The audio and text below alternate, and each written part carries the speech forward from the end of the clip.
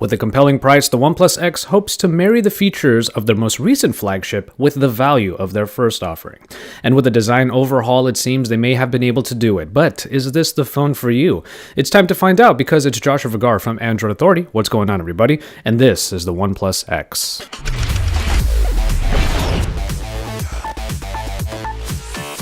Design is the most striking change seen in the OnePlus X off the bat. Gone is the larger body and the subtle curves, and now we have a black slate device utilizing dual glass panels and a metal frame. Now there is a ceramic version of this phone that is available that uses a special fire-baked ceramic for the backing that also makes the phone a little bit heavier, but that is more of a special edition device.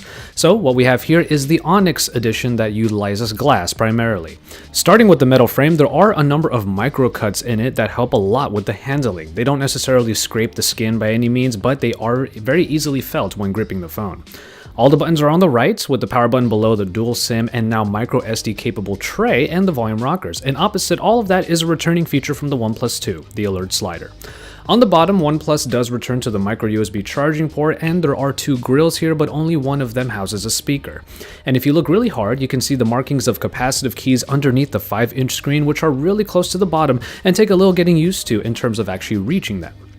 The screen is just the right size for handling, and above it, the proximity sensor helps in triggering the ambient display. And finally, around the back, you have the OnePlus logo front and center and the camera optics nestled in the corner. Now, we haven't really had any shortage of smaller devices this year, but the OnePlus X takes a pretty sleek design to keep this form factor feeling pretty fresh. One-handed usage is the highlight here with the flat sides and those micro cuts helping it sit very snug in the hand while reaching from side to side. And with the dual glass design, this is still a very fingerprint-prone device, and even in filming this review, we had to wipe down the phone after every single shot. So yes, there are some sources of inspiration that the OnePlus X might seem to derive from, but we think that OnePlus has done a good job of keeping it from being way too obvious. And ultimately what you get is a premium looking and feeling device that somewhat surprises when you realize how much you'll be paying for it. But before we talk about that, let's go to the display. This is an AMOLED Full HD resolution display that brings the standard form of quality with some punched up colors due to the black levels that this kind of display provides. Text is sharp enough for a 5-inch display when reading, and media still looks good. And brightness is also pretty high, and when you crank this thing up, the white areas of the interface and any applications might kind of blind a little bit, even in normal lighting situations. However, the choice of AMOLED is taken advantage of here by the OnePlus software. The ambient display is triggered by waving one's hand over the proximity sensor up top, and it shows the minimal version of the lock screen to view notifications. And then deeper in, Oxygen OS is now in dark mode by default, which is a really nice touch. And by keeping the AMOLED from showing too many brighter colors and spots, it also would mean that battery life can get a bit of a boost. Underneath that screen, we have what's pretty much a shrunken down version of the OnePlus One, which we actually think is a pretty great thing. The Snapdragon 801 returns with 3GB of RAM, showing that last year's phones are still pretty viable enough in today's space. And for the most part, it succeeds. In daily tasks while writing emails, listening to music, watching the occasional video, and all the general web browsing, the phone really doesn't skip much of a beat. And if you were to fire up a more recent high graphics video game though, the speed might come down a bit, but it's kind of negligible. It's in actual comparisons to the current flagship smartphones that the 801 does really show its age. While some of the blame might be put on a little bit of the polish that Oxygen OS still needs, those instances were still fairly common. There might have been little stutters when YouTube started playing a video, or small but noticeable instances when Flexi would fumble with a letter. And it became clear to us that while the Snapdragon 801 is still a very viable processing package, it is still over a year old. So hardware might be a bigger focus, as OnePlus has replaced a couple of features from the OnePlus 2 and put in a couple of new ones. The main omission here is the lack of a fingerprint reader, and also NFC is still missing. The alert slider is back and proves itself as an easy way of mostly silencing the phone. And though there are two grills on the bottom as I mentioned earlier, only one of them is a speaker, which provides audio skewed to the higher ends, which is kind of unpleasant despite the audio being pretty loud. Speaking of headphone audio, using a good pair does make for a good experience, but your wires can serve an extra purpose. The OnePlus X actually comes with a radio tuner that works well enough if you really do want to listen to some local stations. Another feature that returns is the dual SIM tray, but it also houses one of the most significant additions, a micro SD card capability.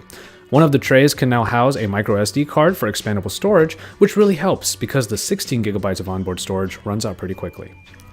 Though it doesn't have fast or wireless charging, we found our time with the X to be pretty long.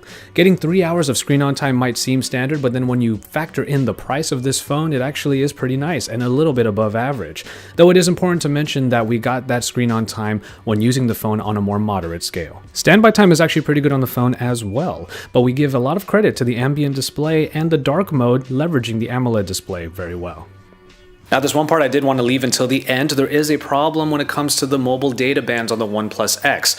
It will mostly affect people in the US who are on AT&T or T-Mobile. In the case of AT&T, this phone does not have a band that will allow it to stay on LTE connections very consistently. And for T-Mobile, which is looking to go to band 12 all over the place, when it does make that change, this phone doesn't support that band, so you're going to lose LTE connectivity on that network as well. The issue with that is that this phone then becomes not future-proof. Quite literally in the US, if you do require LTE, the fastest speeds for your networks on those two carriers, then this phone unfortunately will have an expiration date. Now, that doesn't necessarily mean that this phone is not viable in the US. You can still use it here and you'll still get good connections, but eventually that LTE connection will probably go by the wayside. For everyone else around the world, however, you probably will still have a great time with this phone, given that it still supports a lot of the bands outside of the US. The camera of the OnePlus X is a 13 megapixel shooter that uses phase detection autofocus and leverages HDR. The front-facing shooter, on the other hand, is of 8 megapixels, so you can get some pretty big selfies. Now we'll start off with the app, which is the same as the app from the OnePlus 2, and you use swipes on the viewfinder in order to change the modes, and then after that, you don't get a whole lot of control over your shots. A few other modes are available though, including slow motion video, time-lapse, and panorama, even if you are going to have to use the portrait orientation on panorama, which we thought was just a little bit annoying. The app is fast enough, getting shots done in a pretty decent amount of time so that moving to the next one isn't too far off, but even in medium light situations, the camera opts for slower shutter speeds in order to compensate for exposure. So for pictures, slower shutter speeds aren't necessarily a bad thing, but it does make low light situations like concerts a bit harder to achieve good results from. But this actually permeates into the video capture mode, in which videos tend to get a little bit choppier when the lower shutter speeds have to be used. And this is one of the main flaws that we observed in the camera experience. Darker areas in photos are still quite fuzzy, which is kind of expected, and they aren't often that disgusting to look at. And colors are not particularly dull, but they can use a bit more of a punch. Unfortunately, when using HDR, you're just going to get a brighter photo overall, and the colors, for the most part, remain the same. So for a daily shooter, the OnePlus X requires a little bit more diligence than usual to get good shots, but for the price, we don't really fault the camera too greatly for that, unless your focus is for filming video. And finally, in software, we have the return of the OnePlus-built Oxygen OS, which brings a mostly stock-looking Android edition to the X. Much of it is really familiar, as this is a lollipop build, and you get the paginated app drawer and all the quick settings, and everything pretty much looks familiar. You do get the shelf, where frequent apps and contacts are put, along with user-defined widgets. It is actually off by default, and we do think that it is a decent place to put widgets on, so you don't have to have extra home screens, so we turned it on. And more input options are available, including using soft keys instead of the capacitive keys, and then gestures like double tapping the screen to wake the phone. We already talked about the dark mode, but we do have to mention that there's a bit of customization here, as you can change the accent color so you can give the interface a bit of a different look. What Oxygen is able to boast when it was first released was its own version of app permissions, which give a nice insight into the kinds of things that apps are trying to access on your phone. That's kind of the whole story with Oxygen OS, but we will say that by highlighting the dark mode, Oxygen has taken that little step forward to make its version of Android be that little bit different from stock editions. We do think that OnePlus, a company that prides itself in being different, should continue to add even more to Oxygen OS in the future to further set it apart. And finally, the moment of truth. A premium body and pretty good internals make this phone seem like quite a steal, as the price of the OnePlus X is $250. With an invite. Yes, invites are still required, but open sales windows will start small and gradually become full-blown. And it's with that low price that we have what might be OnePlus's most compelling offering yet, which is interesting because this is only their third smartphone. This is not supposed to be a flagship device, and it doesn't succeed in really meeting that standard, at least this year. What OnePlus has basically told us here is that it knows the OnePlus One was a great phone. So here it is again, in a different looking package.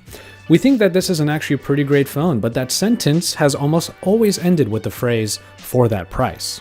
And that's not really a bad thing when you get a phone that just about anyone can get and get some good usage from.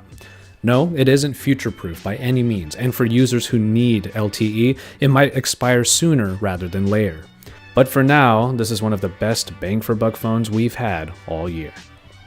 So as always, thank you guys very much for watching, and I hope you enjoyed this review of the OnePlus X. It is out right now in the States and is available for purchase using an invite. So you can head on over there and get a phone that is incredibly accessible, easy to use, and just might be one of the best entry points for Android today. There are some flaws with it, but you could kind of expect that because this phone is not supposed to be a flagship killer per se, but is supposed to be the best bang for buck, and that's what we think it is. Keep it tuned to Android Authority for even more. You can see content from my colleagues in Android right over on the side, and then you can go to the full written review at androidauthority.com. After that, you can subscribe to this channel if you haven't already, and drop us some likes on these videos, and then you can stay tuned for even more because we are your source for all things Android.